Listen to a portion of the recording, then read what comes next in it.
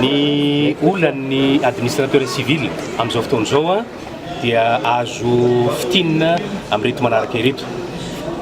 Misy ny atao hoe tsy fanarahan-dalàna hita eny anivon'ny ministera sasatsasa.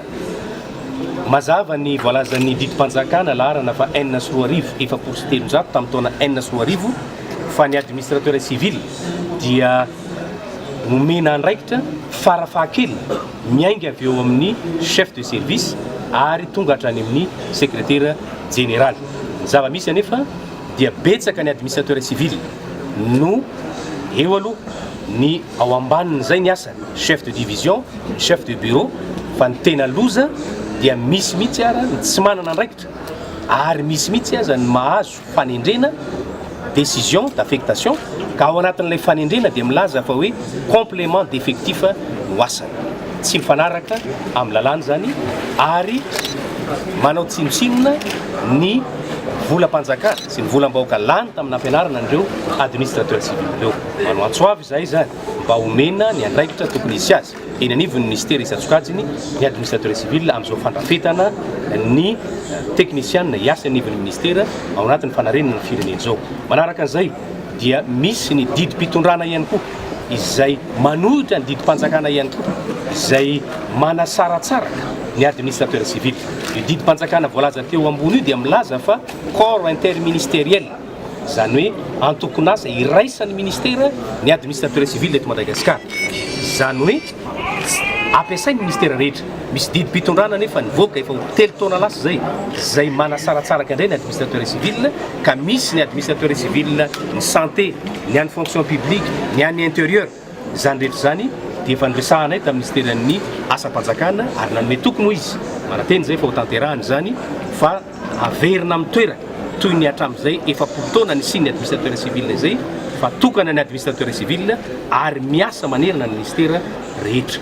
Manaraka an'izany dia mananteny zahay ary maneho ny fahavononana amin'ny fandraisana andraikitra eo amin'ny lafiny rehetra eo anivon'ny ministera rehetra ao anatin'ny fitoram-panjakana ho amin'ny fanarenana ny firenena. Ny administrateur civil dia manana tolo-kevitra tokoa amin'ireo zay ho fanatsarana ny fitantanana ny raha-panjakana indrindra fa ny fitantanana ny lafitany administration du territoire eto Madagasikara. Misy ireo volavolan-dalàna na lalàna fehizo rehefa eo am-pelatananay nandritry ny fotoana maro ka ho atolotra. Anisan'izany ny fandrafetana vaovao indray ny fizarantany eto Madagasikara, ny isan'ny faritany, ny isan'ny faritra, ny isan'ny commune, ny isan'ny district, ny isan'ny arrondissement ary ny isan'ny fokontany. Ka angamba aleony mpitondra eo amin'ny lafiny ara-politika satria fanapahan-kevitra politika ny tena tondra fananapaka farany an'izay no anolorana azy voalohany.